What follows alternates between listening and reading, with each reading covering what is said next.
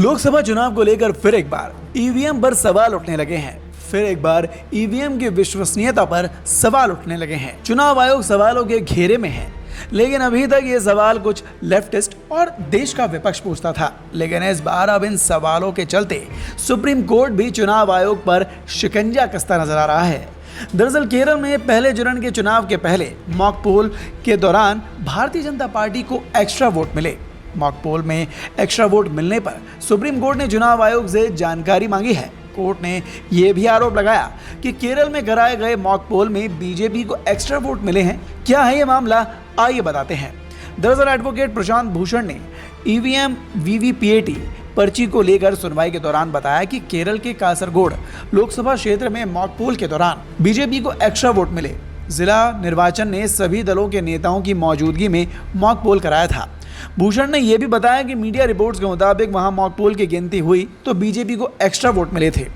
UDF और LDF की ओर से जिला कलेक्टर को भी इस मामले की जानकारी दी गई, शिकायत की गई। बताया जा रहा है कि कम से कम 4 वोट बीजेपी को एक्स्ट्रा मिले हैं, जो कि गलत तरीके से गए हैं। सुनवाई के दौरान इस मामले की जानकारी के लिए सुप्रीम कोर्ट ने चुनाव आयोग से पूछा कि बेंच ने इस दावे की सच्चाई जानने के लिए चुनाव आयोग को कहा। हालांकि चुनाव आयोग ने दावे को फर्जी बताया। आयोग ने कहा कि यह फर्जी मामला है। ईवीएम और वीवीपीएटी की सुनवाई करते हुए सुप्रीम कोर्ट ने आयोग से यह भी पूछा कि अगर वोटर्स को वीवीपीएटी से निकली पर्ची दे दी जाए तो चुनाव आयोग ने कहा कि इससे वोटिंग की गोपनीयता प्रभावित होगी और लोग इसका गलत फायदा उठाएंगे। इसके आगे कोर्ट ने पूछा कि आप बताइए कैसे चुनाव की पवित्रता बरकरार रखने के साथ आम मतदाताओं का विश्वास भी कायम रखा जाए। इसके लिए चुनाव आयोग के पास क्या रणनीति है। बेंच ने पूछा कि आम आदमी के मन में वोटिंग के प्रति विश्वास के लिए क्या कदम उठाया जाए।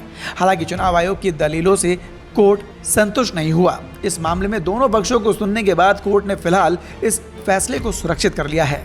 गौर करने वाली बात यह भी है कि लोकसभा चुनाव 2024 के पहले चरण में 21 राज्यों में केंद्र शासित प्रदेशों की 102 सीटों पर 19 अप्रैल को यानी कि आज मतदान होने हैं। अब देखना यह है कि अगली सुनवाई में कोर्ट क्या आदेश देता है और चुनाव आयोग इस पर किस तरह से अपना बचाव कर पाता है। खबर पर आप भी अपनी राय कमेंट कर जरूर बताएं और देखते रहें द भारत नाउ।